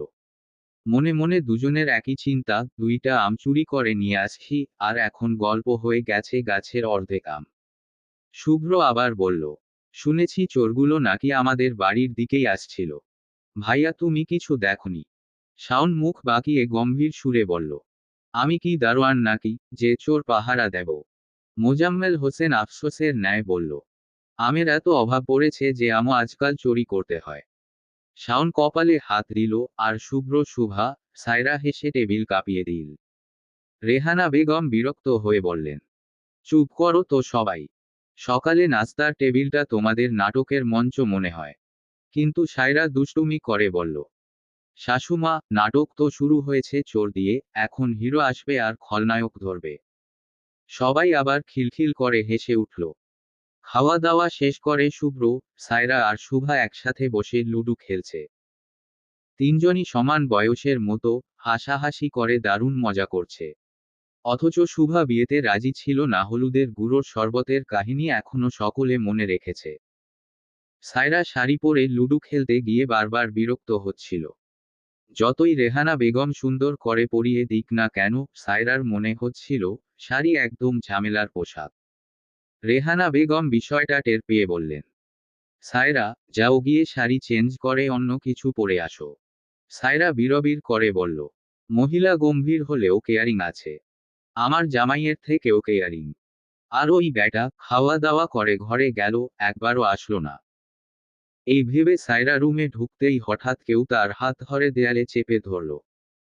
প্রথমে সায়রা ভয়ে চোখ বড় বড় করল, কিন্তু তারপরেই বুঝল শাওন। সায়রার গলা শুকিয়ে গেল, হালকা গিলল। শাওন হেসে বলল, কি বউ, প্রথম দিনই দেবর ননদের সাথে লুডু খেলায় মশগুল। এই অদম স্বামীর দিকে একবারও তাকালে না। সায়রা চোখ পাকিয়ে বলল, কই একবারও তো ডাক দেননি। শাওন ঠোঁটে দুষ্টুমি হাসি এনে আরো কাছে ঝুঁকল। কে বলল ডাক দিইনি? তুমি তো খেলার ধ্যানেই ছিলে। এবার শাওন এত কাছে এলো যে দুজনের মাঝে সামান্য ফাঁকা জায়গা ছাড়া আর কিছুই নেই। সায়রার হাঁটু কাঁপছে, অথচ এমন হওয়ার কথা নয়। সায়রার শরীরে কেমন শিহরণ জেগে উঠছে, এতটা কাছে এই প্রথম তারা। শাওন গাঢ় পুরুষালী কণ্ঠে বলল, বিয়ে করেছি, অথচ ভালো করে হাতটাও ধরতে পারলাম না। প্রথম রাতেই আমাকে চুরি করতে বেরোতে হলো। সায়রা চোখ নামিয়ে বলল, ছাড়ুন। কিন্তু শাওন ছাড়ল না, বরং আরো দৃঢ়ভাবে ধরে রাখল। সায়রা বুঝল শাওনের মতলব মোটেই সোজা না। তাড়াহুড়ো করে বলল, ছাড়ুন, শাড়িটা চেঞ্জ করে আসছি। এই বলে এক টানে হাত ছাড়িয়ে ওয়াশরুমে ঢুকে গেল। শাওন হেসে মাথা নাড়ল। অনেকক্ষণ কেটে গেল, তবুও সায়রা বের হচ্ছে না। শাওন মুচকি হেসে বুঝে গেল সে আসছে না ইচ্ছে করেই। অবশেষে ধীরে ধীরে দরজা খুলে বের হলো সায়রা। মনে মনে প্ল্যান, এক দৌড়ে রুম থেকে বেরিয়ে লুডুর টেবিলে ফিরে যাবে। কিন্তু ঠিক সেই মুহূর্তে শাওনের কণ্ঠ, দাঁড়াও। শাওন সামনে এসে দাঁড়ালো। কোথায় যাচ্ছ? সায়রা চোখ কচলাতে কচলাতে বলল, নিচে, খেলাটা স্টপ করে এসেছি। শাওন গম্ভীর মুখে বলল, তাতে কি, বউ? তোমার এই অধম স্বামীকে একটু টাইম দাও। যেমন করে বিয়ের জন্য পাগলি হয়েছিলে, তেমন করে স্বামীর জন্য একবার পাগলি হও না। সায়রা ভেংচি কেটে ফেলল, আমি বিয়ে পাগলি হতে পারি, কিন্তু স্বামী পাগলি না। শাওন অদ্ভুত হেসে ধীরে ধীরে এক পা এগোতে লাগলো, আর সায়রা পিছোতে লাগলো। চোখে মুখে টানটান উত্তেজনা। ঠিক তখনই রুমে ঢুকে পড়ল শুভা। ভাবি, খেলবে না আসো? শাওন একদম জমে গেল, আর সায়রা হাঁপ ছেড়ে বাঁচল। শুভা দরজা ঠেলে ঢুকে মুচকি হেসে বলল, আমি কি ভুল টাইমে চলে আসলাম? সরি। সায়রা সঙ্গে সঙ্গে এগিয়ে গেল শুভার দিকে, হাসি মুখে বলল, না না, একদম ঠিক টাইমে আসছো। চলো, যাই। তারপর পেছনে তাকিয়ে শাওনের দিকে চোখ ছোট করে তাকালো, মুচকি হেসে জিহ্বা বের করে দিল। আর কোনো পাত্তা না দিয়েই শুভাকে নিয়ে বেরিয়ে গেল রুম থেকে। শাওন এক জায়গায় দাঁড়িয়ে রইল। ঠোঁট বাঁকা করে মাথা নেড়ে নিজে নিজেই বিড়বিড় করে বলল, কি রে শাওন, দেখে শুনেই তো বিয়ে করেছিস। এবার বুঝো মজা। শাওন অনেকক্ষণ ধরে রুমে একা বসে আছে। কিন্তু সায়রা আসার নাম নেই। দেয়ালে ঝোলানো ঘড়ির দিকে তাকিয়ে দেখল রাত প্রায় 12টা।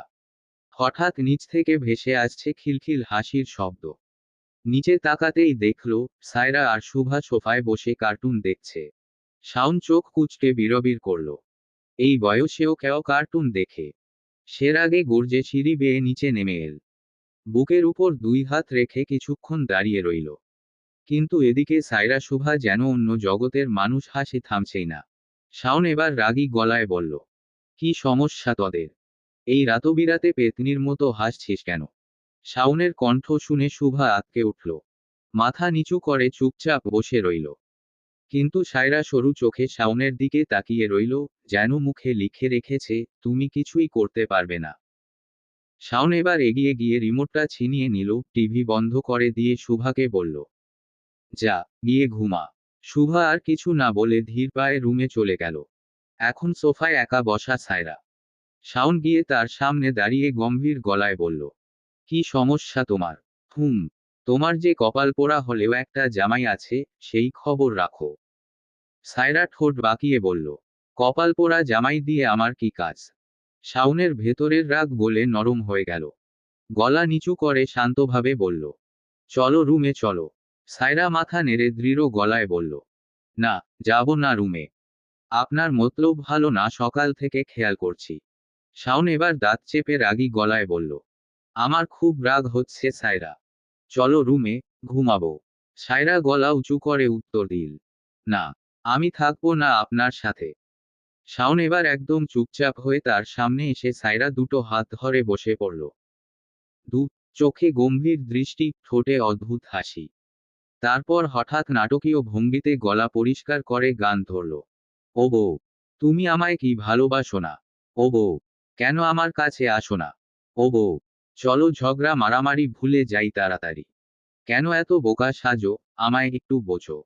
শুনো না, আই লাভ ইউ। ও বউ। গান শেষ হতেই সায়রা প্রথমে হাঁ করে তাকিয়ে রইল। তারপর হঠাৎ করে খিলখিল করে হেসে উঠল। মুখে হাত চাপা দিয়ে বলল, হায় আল্লাহ, আমার জামাইয়ের মাথা খারাপ হয়ে গেছে নাকি?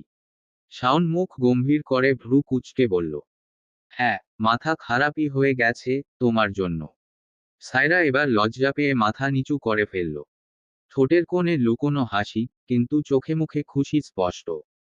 শাওন আর কোনো কথা না বলে হঠাৎ করেই ঝটকা মেরে সায়রাকে সোজা কোলে তুলে নিল। সায়রা চমকে উঠল, তার শরীরটা যেন হঠাৎ বিদ্যুতের মতো কেঁপে উঠল। আহ, কি করছেন আপনি? আমাকে নামান। সায়রা হাত পা ছুড়তে লাগলো, মুখ লাল হয়ে উঠেছে। কিন্তু শাওন ঠোঁটে দুষ্টু হাসি ঝুলিয়ে বলল, এখন আর নামানো হবে না বউ, আজকে তুমি আমার কোলে সেফ। সায়রা ঠোঁট কামড়ে রাখল। বুকের ভেতর ধকধক শব্দ কানে বাজছে। শাওনের চোখের দিকে তাকাতেও পারছে না। শাওন ফিসফিস করে কানে বলল, তুমি জানো, আজ পর্যন্ত আমি তোমাকে ঠিকমতো ছুঁতেই পারিনি, অথচ তুমি আমার বউ। সায়রার শরীর হালকা কেঁপে উঠল, শ্বাস ভারী হয়ে এলো। তার ঠোঁট কাঁপছিল, কিন্তু কোনো শব্দ বের হলো না। অনেকগুলো দিন পার হয়ে গেল সায়রার এই বাড়িতে সংসার করার। সংসার বললে হয়তো ভুল হবে, আসলে পুরো ব্যাপারটা দুষ্টামি আর খুনসুটি দিয়েই ভরা। তবুও আশ্চর্যের বিষয়, এই বাড়ির মানুষগুলো যেন অন্যরকম, সবাই কত ভালোবাসে সায়রাকে। আর সায়রাও তার মিষ্টি স্বভাব আর দুষ্টুমির মাধ্যমে খুব সহজেই সবার আপন হয়ে গেছে। আগে তো শুধু শুভা, শুভ্র আর সায়রা এই তিনজন মিলে দুষ্টামি করত। কিন্তু এখন তো বয়স্কদেরও ছাড় দিচ্ছে না সে। পুরো বাড়িটাই যেন মাথায় তুলে রেখেছে এই এক মেয়েই। সেদিন রাতে ঠিক হলো সবাই মিলে হরর মুভি দেখা হবে। শাওন অফিসে ফিরতে রাত হবে বলেছে। শুভ্র তার এক বন্ধুর জন্মদিনের পার্টিতে গেছে। তাই টিভির সামনে বসে রইলেন রেহানা বেগম, মোজাম্মেল সাহেব, শুভা আর অবশ্যই সায়রা। মুভি শুরু হলো। চারজন একসাথে বসে মুভি দেখছে। তবে অন্যদের চোখে ভয় থাকলেও সায়রার চোখ মুখে শুধু বিরক্ত। আরে কি মুভি এটা? একটুও তো ভয় নেই। সায়রা মুখ ভার করে বলল। রেহানা বেগম হেসে বললেন, যাও গিয়ে লাইট অফ করে দিয়ে আসো, তাহলে ভয়টা আসবে। শুভা তাড়াতাড়ি মাথা নাড়িয়ে বলল, না আম্মু, ভয় লাগে আমার। রেহানা বেগম সাথে সাথেই ধমক দিয়ে বললেন, চুপ কর চ্যামরি। অগত্যা সায়রাই উঠে গিয়ে ড্রয়িং রুমের লাইট অফ করে এল। সঙ্গে সঙ্গে ঘরটা আধো অন্ধকার হয়ে গেল। শুধু টিভির আলোয় এখনো সবার মুখ দেখা যাচ্ছে, আর দেয়ালে দেয়ালে অদ্ভুত ছায়া খেলছে। মুভির ভৌতিক সাউন্ড বেড়ে গেল, বাতাসও যেন ভারী হয়ে উঠল। সবাই মন দিয়ে টিভির দিকে তাকিয়ে আছে। কিন্তু হঠাৎ তখনই টিভিতে ভয়ঙ্কর দৃশ্য ভেসে উঠল। সায়রা শুকনো ঠুক গিলল। ভয় করছে, তবুও কারো কাছে ধরা যাবে না সে ভয় পেয়েছে, এটা কিছুতেই বোঝা চলবে না। সে একবার মোজাম্মেলের দিকে তাকালো, উনি তো ঘুমিয়েই পড়েছেন সোফায় বসে। রেহানা বেগম একদৃষ্টিতে তাকিয়ে আছেন টিভির পর্দায়। আর শুভা হাঁটুমুখ একসাথে গুটিয়ে বসে, চোখ বড় বড় করে তাকিয়ে আছে পর্দার দিকে। অগত্যা সায়রা আবার মনোযোগ দিল টিভিতে। ঠিক সেই মুহূর্তে তার কাঁধে পড়ল এক ঠান্ডা স্পর্শ। সায়রা ধীরে ধীরে পেছনে তাকাতেই দেখে এক লম্বা কালো ছায়া দাঁড়িয়ে। অথচ তো ঘরে তারা চারজন ছাড়া আর কেউ নেই। মুহূর্তের মধ্যেই সায়রার শরীর অবশ হয়ে গেল। তারপর হঠাৎ একজোরে চিৎকার করে সোজা গিয়ে উঠে পড়ল রেহানা বেগমের কাঁধে। চমকে গিয়ে মোজাম্মেল ঘুম থেকে জেগে উঠলেন। দেখেন সায়রা দুই হাত দিয়ে আঁকড়ে ধরে বসে আছে রেহানা বেগমের কাঁধে। সায়রার মুখ চেপে আছে রেহানার চুলের ভেতর, সারা শরীর কাঁপছে। এমন দৃশ্য দেখে শুভা কিছুই না বুঝে নিজেই চিৎকার করে কান বন্ধ করে দিল। রেহানা বেগম এবার চিৎকার করে উঠলেন, এই মেয়ে নামো, আমার ঘাড় ভেঙে দিচ্ছে। হঠাৎ ঝটকা দিয়ে ড্রয়িং রুমের লাইট জ্বলে উঠল। সায়রা ধীরে ধীরে চোখ খুলে নিচে তাকালো, সে সত্যিই রেহানা বেগমের কাঁধে চড়ে বসে আছে। লজ্জায় তাড়াতাড়ি জিভে কামড় দিল, তারপর নামতে গিয়ে একরকম গড়াগড়ি খেয়ে নামল। রেহানা বেগম বিরক্ত হয়ে বললেন, এতই যদি ভয় পাও, তাহলে মুভি দেখতে বসছো কেন? সবাই তখন অবাক হয়ে তাকালো পেছনের দিকে, সেখানে দাঁড়িয়ে আছে শাওন, হাসতে হাসতে পেট ফেটে যাচ্ছে। সায়রার এক নিমিষেই বোধগম্য হয়ে গেল, পেছনে থেকে যে তাকে ভয় দেখিয়েছে, সে আর কেউ নয়, শাওন। রাগে ফুঁচতে ফুঁচতে সায়রা ছুটে গিয়ে দাঁড়ালো শাওনের সামনে। শাওন মুখে হাসি নিয়ে বলল, এত ভয়? কথা শেষ করার আগেই ঠাস করে সরাসরি শাওনের নাকে এক ঘুষি বসাল সায়রা। শাওন ব্যথায় নাক চেপে চোখ বন্ধ করে ফেলল। সবাই হতভম্ব হয়ে তাকিয়ে রইল। রেহানা বেগম চিৎকার করে বললেন, এসব কি? সায়রা, শাওনকে মারছো কেন? সায়রা দাঁত খিচিয়ে বলল, শাশুমা, আমি যে আপনার কাঁধে উঠলাম, আপনি ব্যথা পান নাই। রেহানা বেগম গম্ভীর মুখে বললেন, পেয়েছি তো বটেই, ঘাড় বোধহয় ভেঙেই গেছে।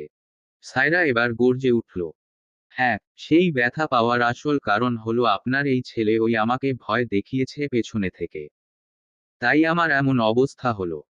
রেহানা বেগম এবার রাগী দৃষ্টিতে তাকালেন শাওনের দিকে। তারপর সায়রাকে বলে উঠলেন, আসতে দিলে কেন? আরেকটু জোরে দিতে, নাকটা ফাটিয়ে দাও বদমাইশটার। শাওন হতভম্ব হয়ে ভেতরে ভেতরে বলল, কি দিন দেখছি, নিজের মাও আমার পক্ষে নেই। নিজেরা ভূতের ভয় পায়, পরে দোষ হয় আমার। সবাই নিজ নিজ রুমে চলে গেছে। সায়রা শাওনের নাকে বরফ লাগিয়ে দিচ্ছে আর শাওন বারবার ব্যথায় চোখ বন্ধ করে নিচ্ছে।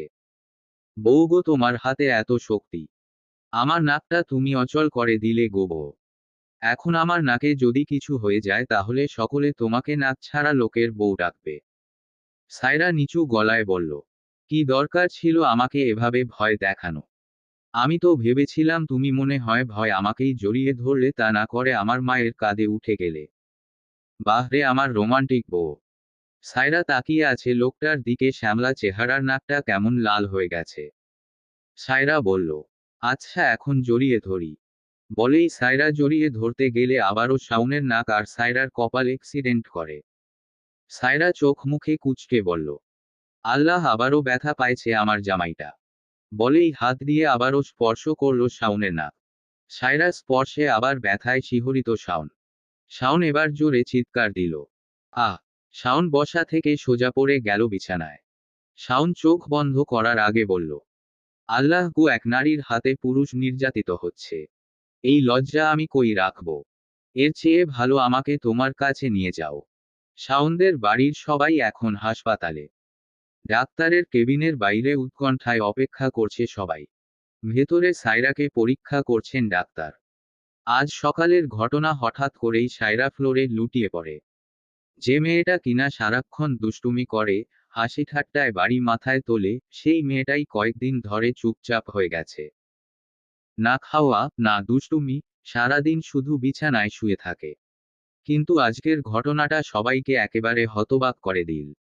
পাগলের মতো ছুটে সবাই সায়রাকে হাসপাতালে নিয়ে এসেছে। 6 মাস হলো শাওন আর সায়রার বিয়ে। এই 6 মাসেই সায়রা তার দুষ্টুমি, মিষ্টি স্বভাব আর নির্দোষ হাসি দিয়ে বাড়ির সবাইকে আপন করে নিয়েছে। কেবিনের বাইরে বসে রেহানা বেগম কাঁদতে কাঁদতে বারবার বলছে, আমার বৌমাটার কি হয়ে গেল আল্লাহ গো। প্রথমে যতই রাগ করতাম দুষ্টামির জন্য, এখন তো আমার মুখেই সায়রার নাম ছাড়া আর কোনো কথা আসে না। আমার বুকটাই ফাঁকা হয়ে যাবে যদি কিছু হয়। ডাক্তার এবার সবাইকে কেবিনে ডাকলেন। সায়রা শান্তভাবে বসে আছে চেয়ারে। শাওন এগিয়ে গিয়ে তার হাত ধরল, চোখে মুখে শুধু উৎকণ্ঠা। রেহানা বেগম ব্যাকুল কণ্ঠে বললেন, ডাক্তার, আমার বৌমার কি হয়েছে? ডাক্তার হালকা হাসি দিয়ে বললেন, শান্ত হন, খুশির সংবাদ আছে। রেহানা বেগম তেলে বেগুনে জলে উঠে বললেন, ফাইজলামি করেন নাকি? আমার বৌমা অসুস্থ হয়ে লুটিয়ে পড়েছে আর আপনি খুশির কথা বলছেন। ডাক্তার এবার গম্ভীর অথচ আনন্দের সুরে বললেন, আপনাদের বৌমা মা হতে চলেছে। কথাটা শুনে মুহূর্তের জন্য সবাই হা করে তাকিয়ে রইল সায়রার দিকে। সায়রা লাজুকভাবে মাথা নিচু করে মুচকি হাসল। শাওনের বুঝতে একটু সময় লাগল, কিন্তু যখনই উপলব্ধি করল যে সে বাবা হতে চলেছে, সাথে সাথে খুশিতে চিৎকার করে উঠল। কি বললেন ডাক্তার? আমি বাবা হব? বলেই সায়রাকে কোলে তুলে ঘুরাতে লাগল। সায়রা লজ্জায় মুখ লুকিয়ে ফেলে শাওনের কাঁধে, আর সবাই আনন্দে হাততালি দিয়ে উঠল। রেহানা বেগম কেঁদে ফেললেন খুশিতে, বললেন, আল্লাহর রহমত, আমার বৌমা আমাকে দাদি বানাবে। রেহানা বেগম হঠাৎ করেই রেগে গেলেন শাওনের দিকে তাকিয়ে। তিনি তেরে গিয়ে বললেন, এই নামা, বৌমাকে কোনো আক্কেলগোড়ার নাই তোর।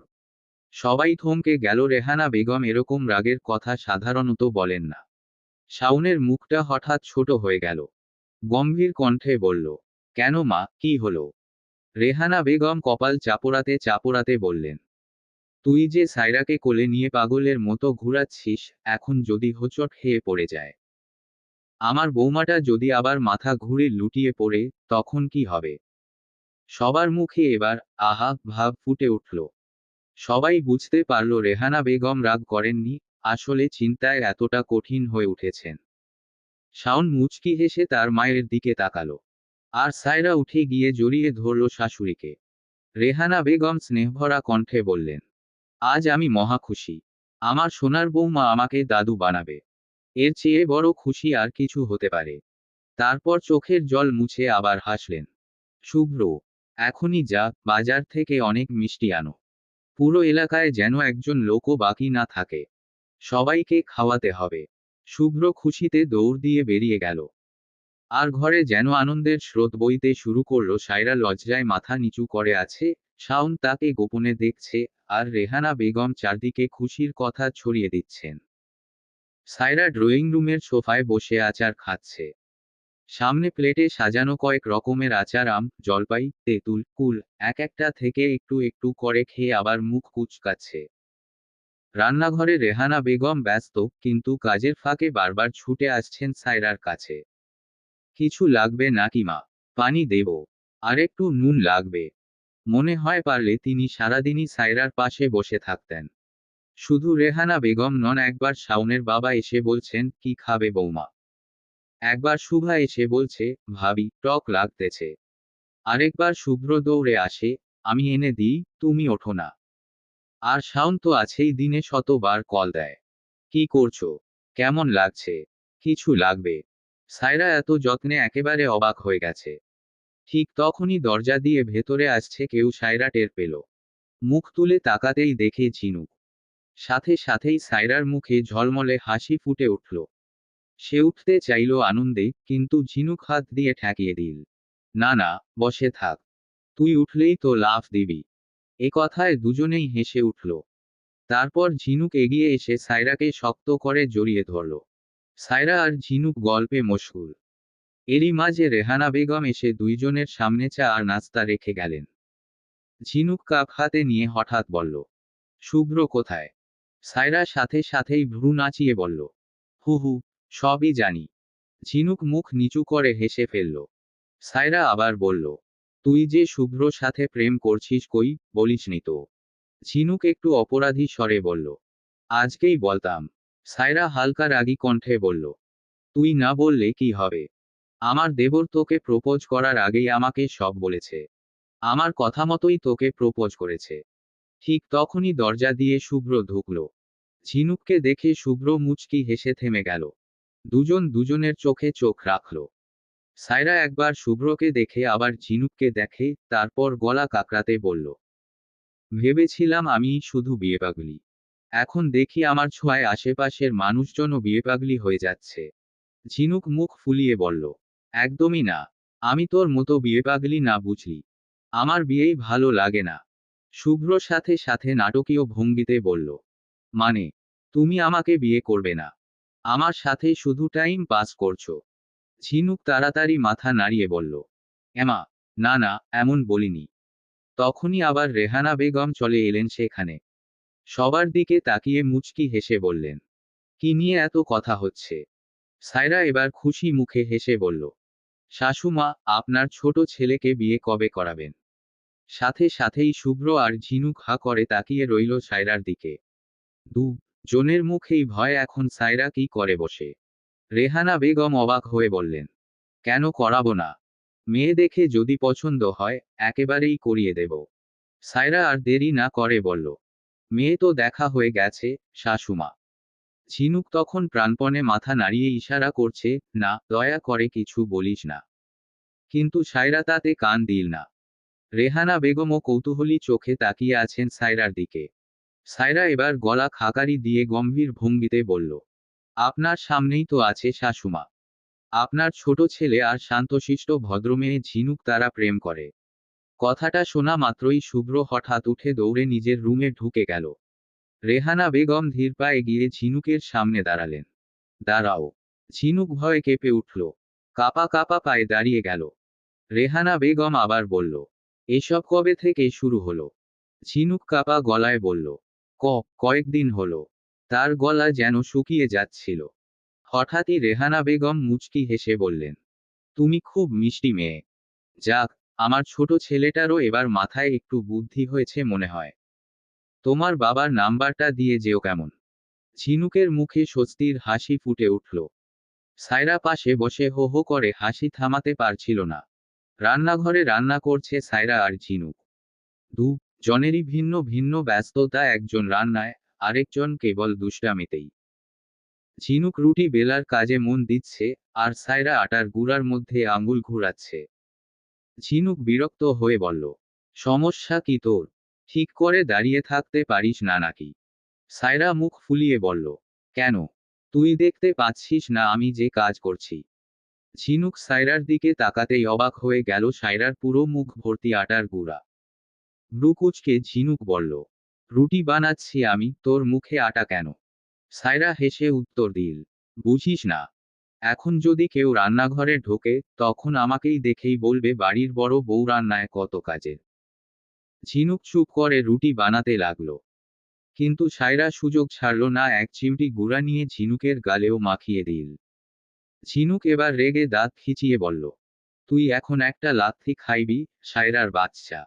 সায়রা গম্ভীর ভঙ্গিতে গলা খাকারি দিয়ে বলল, ভুলে যাস না, আমি তোর বড় যা।